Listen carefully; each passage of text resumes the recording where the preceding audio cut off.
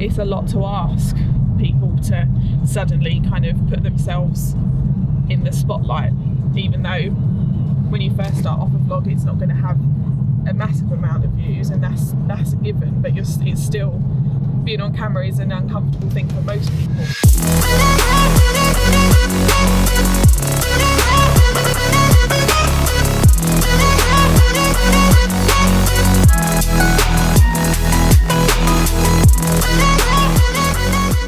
This is a meeting I should know about.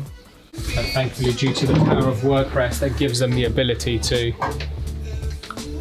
manage their own site. It also means that they can break their own site.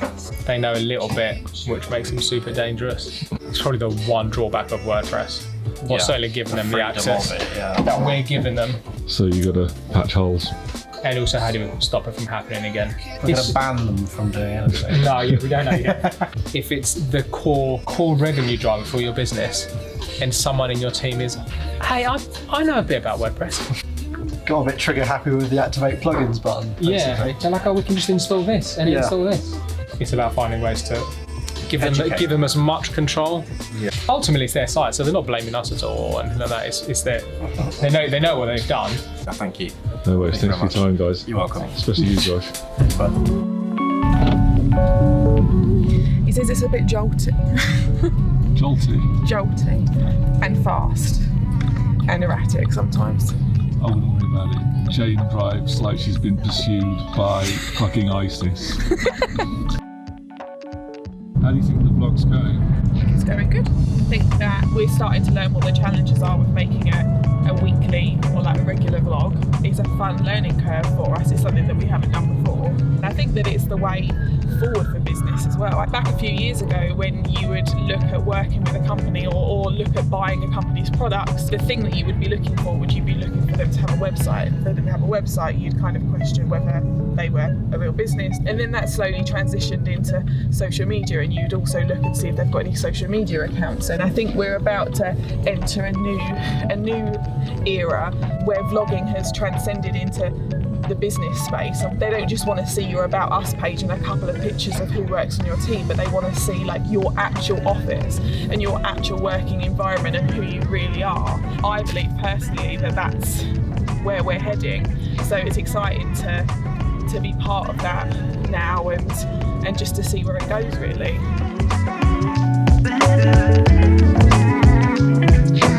So with a reach campaign like this, we're looking mostly at engagement with the post. Obviously, sometimes you can actually measure the success of a campaign offline. How? Well, Facebook can now have this ability to track store visits as a conversion metric. And unfortunately, because ours isn't a specific shop, more of a shopping mall, we're having issues because basically you can't really track that.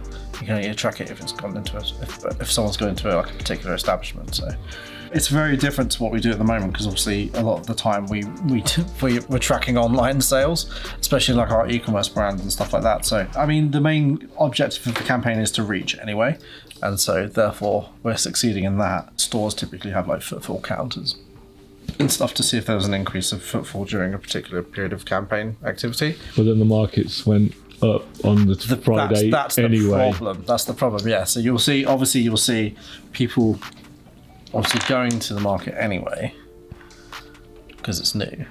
And so therefore your data's even more skewed. Because we're running this up until Christmas, it'll be really interesting to see how well we can maintain that footfall over a period of time, because obviously you will get that initial burst when it starts launching, and then eventually it might start to dwindle because people have already been. Again, there's no real direct way to attribute it at the moment, which is kind of annoying. But lots of engagement on a campaign means provides reach. intent. Yeah, it provides intent. And a lot of these posts, people are tagging their friends like, shall we go this weekend? And stuff like that, and that's promising. So there's people that now know about it that didn't, basically. Should we get it out of that? Can you explain the film? Jack behind the camera, he had a watch, popped off, fell in the toilet. These are our tools. I don't want the watch back just to be clear. Oh, you got it. Smashed it. Fuck. You've done it. Gorgeous. iPod watch. Thanks, Kayleigh. Yeah, I'm working on something at the moment. It's not particularly exciting, but it is quite important. So like since the wake of GDPR, everybody's now starting to take very seriously what information they're collecting, especially through Google Analytics. So we've had a referral for somebody who's looking for some sort of help with their analytics, because basically they are capturing a lot of personally identifiable information, which is GDPR's biggest no-no. And we're talking full names, email addresses, everything but their address, basically. Right.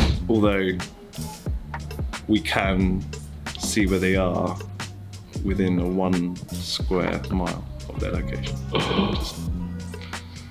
You're tracking people. Not good. So yeah, I'm trying to find out how exactly the code is collecting the information that they shouldn't be and how we can stop it. To ensure that they can still track things well on Google Analytics, still understand their traffic and user behaviour, but at the same time not take their first name, last name and email address and very close, rough location of where they are. Right. There's got to be so many companies out here just have no idea that they're even doing this. And they only found out because they actually paid a company that specifically audits your Google Analytics setup to see if it is GDPR compliant. And they've basically come back with a long email saying, you're not compliant here, here, here, here. And now they've come to us to help make them compliant. Right. Sorry, I spat over everything. Oh, so tempted to ram that right into the lens.